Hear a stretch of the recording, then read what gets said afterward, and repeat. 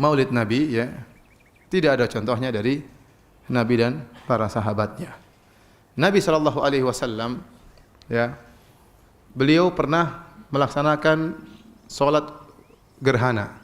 Terjadi gerhana, ada yang mengatakan sekali terjadi, yang mengatakan 2 kali ya. Ternyata hadis-hadis yang meriwayatkan gerhana lebih dari 30 hadis. Ya, padahal sekali terjadi ya.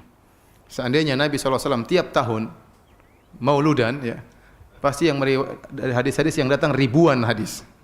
Paham? Kalau tiap tahun mauludan pasti ribuan apa? Hadis. Ternyata kalau kita cari hadis tentang perayaan maulid, jangankan hadis dhaif, hadis palsu pun tidak ada.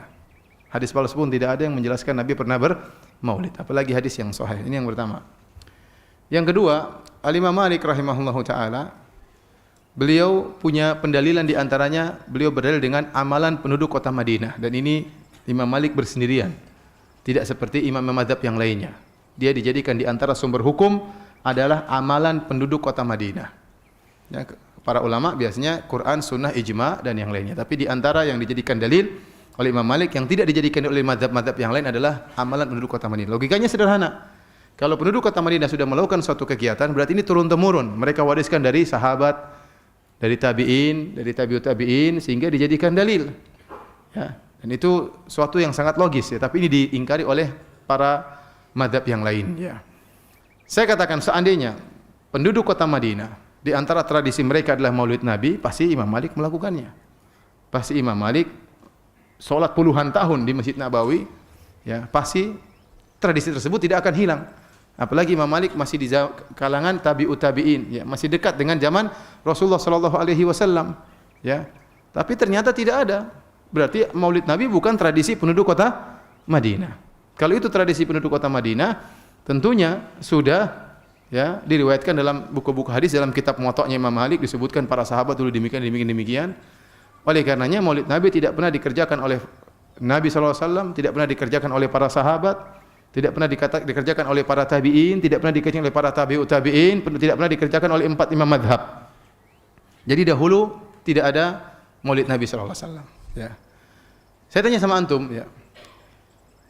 Zaman Nabi sallallahu alaihi wasallam, zaman para sahabat, agama sudah sempurna atau belum? Tanpa Maulid sudah sempurna? Ya sudah, selesai. Seandainya tanpa Maulid sudah sempurna, maka tidak perlu kita harus melaksanakan apa? Maulid. Timbul sebagian orang seakan-akan Maulid itu apa? Wajib. Mereka tidak mengatakan wajib, tapi perbuatan mereka, sikap mereka seakan-akan Maulid itu apa? Wajib. Saya mereka mengatakan kalau tidak bermaulid tidak cinta kepada Nabi sallallahu alaihi wasallam. Ada yang lebih parah daripada itu, mengatakan barang siapa yang mengingkari maulid berarti mengingkari kenabian Nabi sallallahu alaihi wasallam. Bahaya ini. Berarti kalau mengingkari maulid kafir dong, mengingkari kenabian Nabi apa?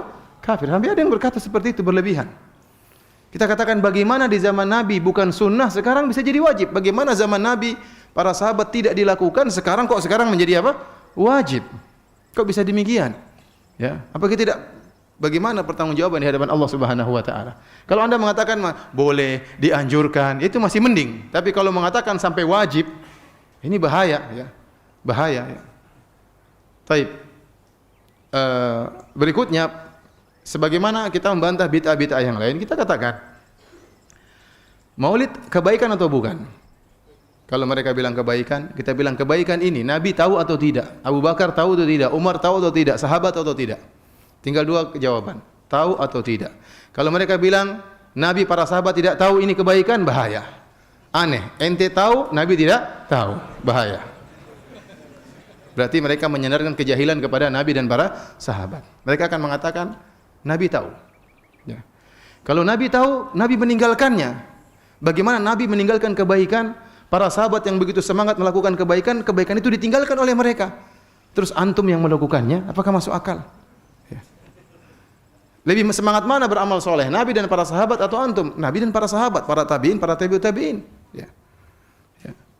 Oleh karena para hadirin Allah Subhanahu wa taala, yang benar Maulid adalah perkara yang bid'ah, tidak pernah dikenal oleh para sahabat dan para a'immah ya. Makanya kalau ada yang mengerjakan sekarang, kita bilang ini perkara bid'ah. Dan ini yang dipilih oleh Al-Imam Syaukani rahimahullahu taala dalam kitabnya Risalatun fil Maulid. Risalah tentang hukum Maulid. Risalah fi hukmil Maulid kalau enggak salah. Dia menjelaskan, saya tidak menemukan dalil sama sekali tentang bolehnya maulid.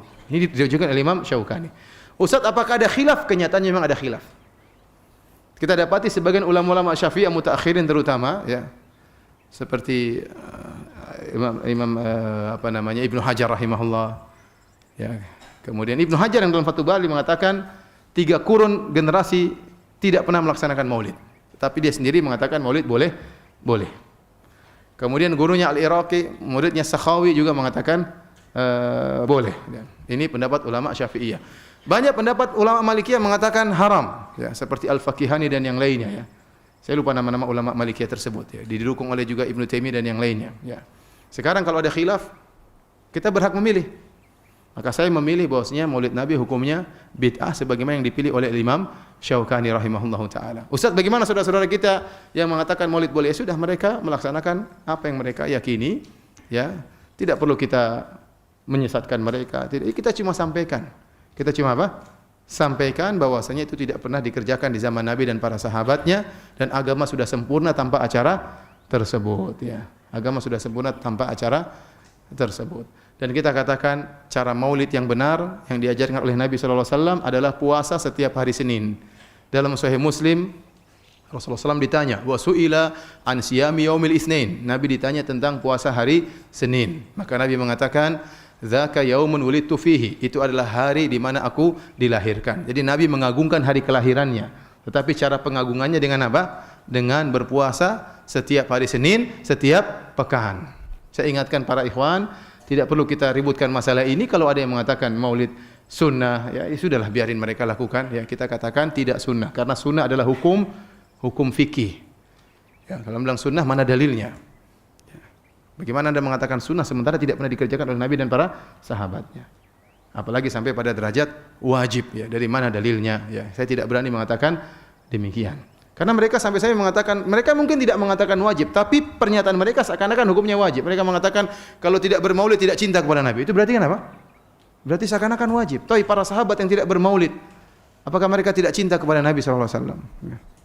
Mereka sangat cinta kepada Nabi. Namun mereka mengungkapkan cinta tidak seperti dengan apa yang mereka tidak mengungkapkan cinta dengan perkara yang tidak diajarkan oleh Nabi. Tapi mereka mengungkapkan cinta mereka kepada Nabi dengan perkara-perkara yang diajarkan oleh Nabi sallallahu alaihi wasallam. Jadi ikhwan dan akhwat yang dirahmati Allah Subhanahu wa taala, ya, ini yang kita sampaikan dan tidak perlu kita ributkan dengan saudara-saudara kita yang mungkin mereka tidak paham, ya, masing-masing berjalan dengan yang mereka yakini, tapi kita yakini bahwasanya maulid adalah bid'ah, tidak perlu kita sesatkan mereka karena ini bid'ah berkaitan dengan amalan, bukan dengan akidah. Ya. Tetapi satu perkara yang diingatkan oleh Al-Imam Syaukani rahimahullahu taala yang menjadikan perkara maulid semakin parah tatkala mereka meyakini Nabi hadir dalam acara maulid. Ini lebih parah lagi. Ini tidak boleh. Karena ini ada menyinggung-nyinggung tentang akidah. Meyakini Nabi rohnya hadir, ya, dalam acara-acara maulid, ya. Jadi kalau acara maulid di satu dunia ini ada 1000 acara maulid, Nabi hadir semua, ya. Ya, repot seperti itu, ya. Ya, ini keyakinan perlu dalil dan kita tidak boleh berbicara tanpa dalil. Kita cinta kepada Nabi, kita mengagungkan Nabi, tapi tidak boleh berlebih-lebihan.